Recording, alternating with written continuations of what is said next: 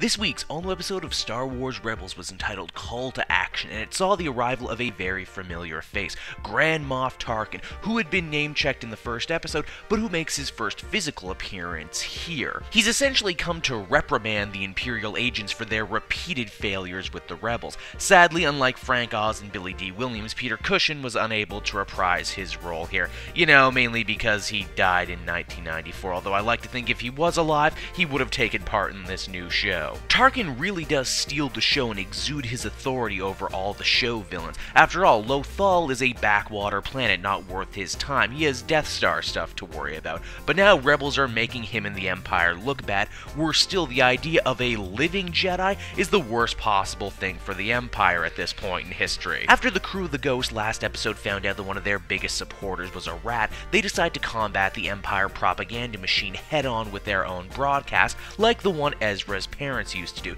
Needless to say, the idea freaks Ezra out, and with good reason. Those broadcasts got his parents killed, and he doesn't want the same fate befalling his new friends and family. To accomplish all this, they hope to take over a heavily guarded communications tower, a plan that falls apart almost instantly. As always, action was in no short supply, as there were plenty of things to blow up. This all culminates in another great lightsaber duel between Kanan and the Inquisitor. For a second there, I honestly thought he would go all Obi-Wan Kenobi, with Kanan getting struck down while his friends escape, but he was only taken captive. Whew, he's safe for now. Call to Action was an excellent episode, one that blended classic Star Wars themes, great animated action, and an awesome and organic cameo into one of the best episodes of the series so far. It also pays off a ton of serialization and ended up being one of the more brutal episodes of the show. Everything about it was just so excellently crafted. You could tell that this episode was truly a labor of love, and every second of it shows up there on the screen. I cannot wait to see what happens next.